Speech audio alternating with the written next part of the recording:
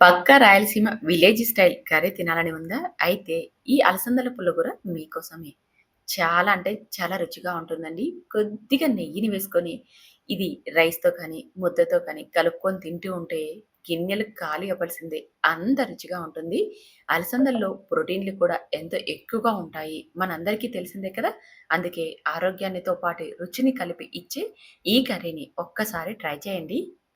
ముందుగా అలసంద కాయల్ని ఒలిసి గింజలు తీసి పెట్టుకోవాలి.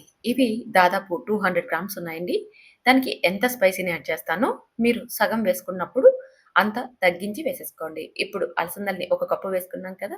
అందులోకి ఒక కట్ట ఆకుకూరని వేసుకోవాలి. నేనైతే ఇక్కడ తోటకూర తీసుకున్నానండి. మీరు ఈ ప్లేస్‌లో పాలకూరను వేసుకోవచ్చు. లేదనుకోండి పొన్నగంటి ఆకు లేదా సిరి ఆకు అని ఉంటాయి కదా! వాటిని కూడా వేసేసుకోవచ్చు.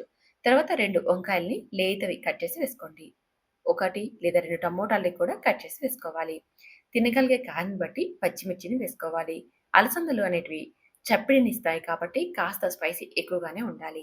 తర్వాత కట్ చేసుకున్న ఒక ఉల్లిపాయని 10 దాకా వెల్లుల్లి రెబ్బల్ని వేసేసుకోండి. కొద్దిగా కొత్తిమీర తరుగును కూడా వేసుకోండి. తర్వాత ఇందులోకి చిన్న నిమ్మకాయ సైజంత చింతపండును శుభ్రంగా కడిగి ఇందులోకి వేసేసుకోవాలి. తర్వాత రుచికి సరిపడా ఉప్పుని, చిటికెడు దాకా పసుపును కూడా వేసేసుకోవాలి. తర్వాత కొద్దిగా కరివేపాకును కూడా వేసుకోండి. ఒక రెమ్మ వేసుకుంటే సరిపోతుంది. నెయ్యిని కానీ, నూనెని కానీ ఒక స్పూన్ దాకా వేసేసుకోండి. తర్వాత ఒక గ్లాస్ దాకా వాటర్‌ని వేయండి. ఇందులోకి గ్రేవీ అనేది ఎక్కువగా ఉండకూడదు. ఇది ముద్దపప్పులాగా ఉంటుంది. అందుకని తగినంత వాటర్‌ని వేసేసుకొని మూత పెట్టి దాదాపు 4 విజిల్స్ వచ్చేదాకా ఉడికించుకోవాలి. పచ్చి అలసందలు కాబట్టి 4 విజిల్స్ పెట్టుకున్నామంటే సరిపోతుంది. మీరు ఇదే రెసిపీని ఎండు అలసందలతో తయారు చేసుకోవాలనుకుంటే అలసందల్ని రాత్రంతా నానబెట్టుకొని, తర్వాత నేను చెప్పిన ప్రాసెస్‌లో కర్రీని ప్రిపేర్ చేసుకోండి. అలాగే విజిల్స్ కూడా మరొక 2 విజిల్స్‌ని ఎక్కువ పెట్టుకోవాలి ఎండు అలసందలైతే. ఇక్కడ పచ్చి అలసందలు కాబట్టి 4 విజిల్స్ పెట్టుకుంటే సరిపోతుంది. 4 విజిల్స్ వచ్చాక స్టవ్ ఆపేసి ఆవిరి మొత్తం పోయాక మూత తీసి చూపిస్తున్నా చూడండి. ఎంత మెత్తగా ఉడికాయో ఈ విధంగా ఉడికించుకోవాలి. అందుకని 4 విజిల్స్ పెట్టుకుంటే సరిపోతుంది. ఇప్పుడు మూత తీసేసుకొని పప్పు గిన్నెతో కానీ, లేదా మ్యాషర్‌తో కానీ మెత్తగా మెదుపుకోవాలి. చూడండి ఈ విధంగా.